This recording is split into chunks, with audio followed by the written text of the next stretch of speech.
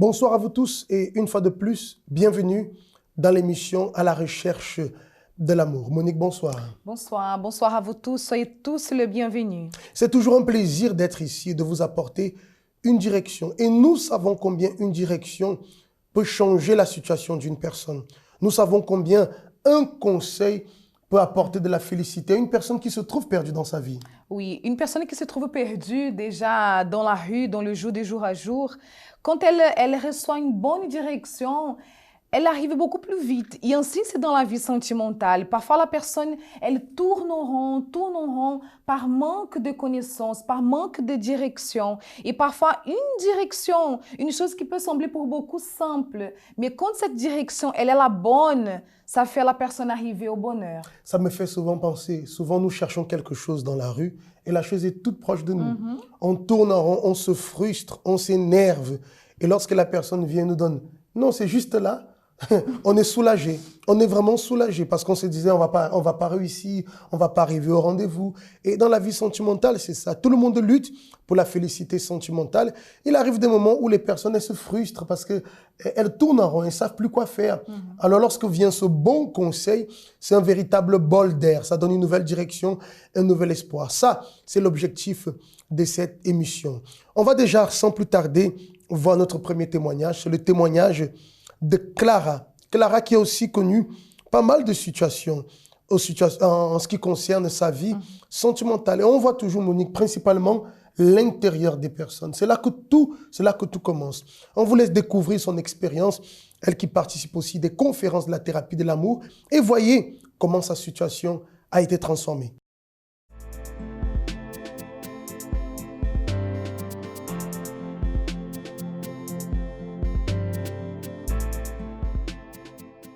Je m'appelle Clara. Ça fait moins d'1 an que je suis à la thérapie de l'amour. J'étais vraiment très triste et je m'énervais beaucoup pour rien. J'étais toujours sur les nerfs et je me sentais surtout seule. Même si avant j'étais accompagnée, je me sentais souvent seule. Et donc en fait, grâce à la thérapie de l'amour, ça m'a permis de vaincre ma timidité, d'avoir beaucoup plus confiance en moi, de me valoriser aussi, de me sentir beaucoup plus belle aux yeux de Dieu et surtout même niveau style, habillement, ça m'a permis d'être en confiance et de ne plus me sentir seule en fait, que je sens vraiment que voilà que je me sens soulagée, j'ai la paix, voilà, je me sens vraiment beaucoup plus en confiance en fait en moi-même.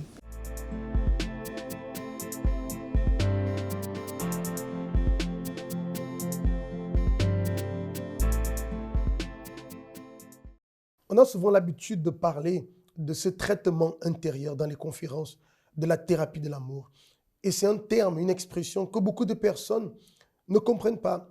Parce que beaucoup de personnes pensent que la vie sentimentale commence à l'extérieur. Dans quel sens? Dans le sens où on se dit comme ça, voilà, j'ai vu quelqu'un, et cette personne m'intéresse, je vais parler avec cette personne, on va se mettre ensemble et on va faire notre vie. Beaucoup de personnes voient la vie sentimentale de cette façon, raison pour laquelle beaucoup de personnes, malheureusement, souffrent. Et malheureusement, continueront à souffrir tant qu'elles ne comprennent pas que tout commence dans notre intérieur. Oui, si l'intérieur il est bien, l'extérieur il sera bien aussi. Et forcément, on va pouvoir donner à la personne qui est à côté de nous, futurement la personne qui sera aussi à côté de nous pour ceux qui sont célibataires. Et c'est dommage lorsque la personne, elle pense que le bonheur, elle vient seulement lorsqu'elle va avoir quelqu'un. Parce qu'il y en a beaucoup qui pensent cela, que leur bonheur dépend D'une personne. d'une personne, de la compagnie de quelqu'un. Et ça, on voit avec l'amour intelligent, avec cet enseignement que nous avons à la thérapie de l'amour, que ce n'est pas du tout ça. La personne, elle peut très bien être célibataire, être seule et être heureuse, être quelqu'un comblé. Bien sûr, elle ne va pas rester seule, mais il faut d'abord avoir cela. Ce bien-être intérieur. D'ailleurs, ici, Clara, elle dit, Oui. elle était souvent triste, elle se sentait seule, même étant accompagnée. Ça veut dire, c'est comme tu es en train de dire, elle a une personne à côté d'elle, mais néanmoins, parce que l'intérieur n'est pas bien, cette personne ne comble pas l'intérieur. On parle souvent, Monique, des personnes qui ont eu des déceptions sentimentales et ça fait souffrir. Et tout de suite, elle veut remplacer cette déception. cette souffrance, elle veut le remplacer avec quelqu'un. Ça veut dire qu'elle va créer encore plus d'autres situations. Donc, il est vraiment important que les personnes comprennent que le bonheur sentimental commence dans notre intérieur. Elle ne commence pas avec une personne qu'on a à côté de nous, comme tu le disais bien tout à l'heure. Elle commence par notre bien-être propre.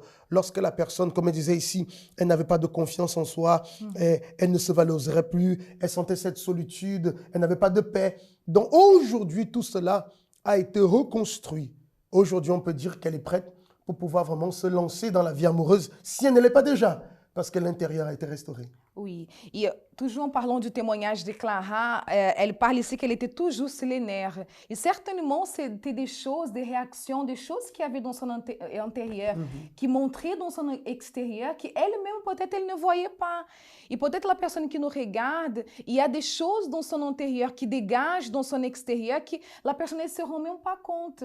Parfois, la personne, elle veut être heureuse dans sa vie sentimentale, elle veut avancer, mais ce qui est dans son intérieur dégage quelque chose de négatif. Au lieu d'approcher les personnes, ça les éloigne encore plus. Donc, cette personne, elle a besoin de se voir, de se traiter, d'avoir cette cure intérieure, si je peux dire comme ça, pour pouvoir après s'engager dans une vie sentimentale. Exactement. C'est la raison pour laquelle demain, nous avons la conférence de la thérapie de l'amour. D'ailleurs, à 19h, nous aurons cette rencontre des célibataires ici à Paris et aussi là à Évry-Courcouronnes, à Nantes et à Lyon. Nous vous invitons de vraiment participer. Avant de parler du thème de ce soir, on va marquer une courte pause, le temps de voir de ce spot qui nous invite déjà pour cette rencontre des célibataires. Et ici à Paris, à 20h, alors nous aurons la conférence de la thérapie de l'amour et les églises d'Évry-Courcouronnes, de Lyon et de Nantes qui aussi ont cette réunion très spéciale pour bénir votre vie sentimentale. À tout de suite. Où serez-vous jeudi prochain?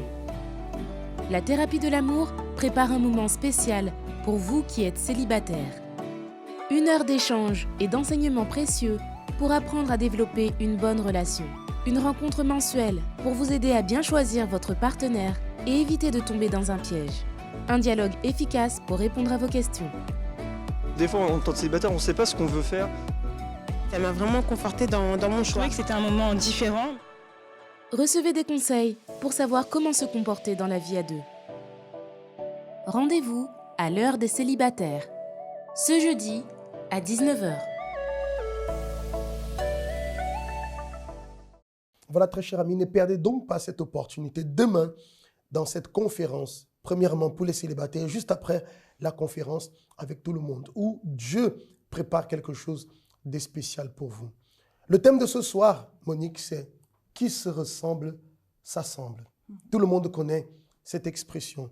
Et beaucoup de personnes vivent avec cette pensée-là. Alors, le temps passe, elle est en train de tourner en rond dans sa vie amoureuse, elle n'arrive pas à rencontrer personne. Elle a eu même des opportunités de connaître une personne. Mais parce qu'il y avait des points où la personne ne se ressemblait pas, où elle ne se ressemblait pas, qui sont des choses, je dirais même banales, mais finalement, elle vit avec cette expression, qui se ressemble, s'assemble, alors avec quelqu'un qui soit exactement comme elle. Résultat, le temps passe, elle tourne en rond, et l'âge de la vieillesse va arriver, 3e, 4e âge, elle sera toujours à la recherche de cette personne qui lui ressemble afin de pouvoir s'assembler. Oui, il y a des personnes qui parfois elles passent à côté de la bénédiction à cause de ce genre de pensée. C'est bien vrai que, bon, on peut trouver quelqu'un qui a plusieurs points qui va être en commun, qui va ressembler, mais personne n'est égal à personne. Donc, certainement, il y aura des choses qui n'auront rien à voir. Il y a une seule chose que je pense que, comme base, la personne elle doit chercher, que c'est la foi. Exactement, ça, ils doivent se ressembler dans la foi. Voilà, ça c'est la base, ça oui. Mais la personnalité, le caractère, cela, ça n'a rien à voir. Et le contraire, je pense que quand on voit quelque chose de différent dans l'autre, c'est là, certainement, c'est ce qui manque en moi. C'est comme moi et toi, oui ou non, on est complètement différents, mais on voit que ce qui manque en moi... On va se compléter. Voilà, toi, tu viens pour compléter et vice-versa. La personne qui garde cette pensée, elle va être frustrée. Pourquoi? Parce que souvent, elle va avoir une personne, elle va se dire, tiens, par exemple, je prends une chose simple, dans les goûts alimentaires. Elle dit à moi, il n'a pas les mêmes goûts que moi sur le plan alimentaire. Elle dit, ah non, ça ne va pas. Ça veut dire pour des choses qui n'ont rien, qui n'ont absolument rien à voir, la personne finit par perdre une opportunité. Oui, il doit avoir une ressemblance, comme tu disais tout à l'heure, au niveau de la foi, Pour nous qui sommes de la foi, bien sûr, on doit chercher quelqu'un qui a la même foi. Maintenant, le reste, la compatibilité, parce que chercher une personne compatible à 100%, ça n'existe pas. Maintenant, c'est deux personnes différentes. Les deux personnes, maintenant, voilà pourquoi existe la période de connaissance, la conversation, où les deux, maintenant, vont pouvoir trouver des points pour pouvoir être compatibles. C'est aux deux de créer la compatibilité. Au lieu de chercher une personne qui vous est à 100% compatible, vous pouvez trouver quelqu'un, qui n'est pas du tout compatible sur le plan du caractère, de la personnalité. Bon, on revient toujours sur ce point. Il faut être compatible sur le point de la foi. Ça, c'est essentiel, c'est notre base. Même sur le reste, c'est aux deux maintenant de pouvoir quoi? Trouver des points de compatibilité et de pouvoir s'assembler. Oui, parce que, par exemple, parfois la femme, c'est une femme qui elle est plus agitée, elle bouge beaucoup.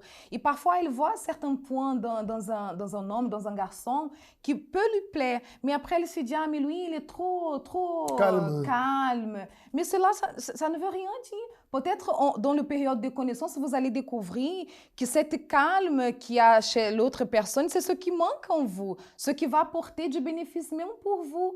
Et le fait qu'il soit calme, ça ne parle pas qu'il n'est pas quelqu'un de sérieux, quelqu'un de responsable, quelqu'un qui va pouvoir ajouter dans votre vie. Par exemple, il y a aussi le cas de la personne qui regarde l'autre, ah, mais son style ne va pas avec le mien. Mais peut-être le pauvre ou la pauvre, elle a juste besoin de conseils. Peut-être vous êtes là justement pour pouvoir apporter ce que la personne elle a besoin. Exactement. Donc, vous voyez, il faut créer des points de compatibilité, tout simplement.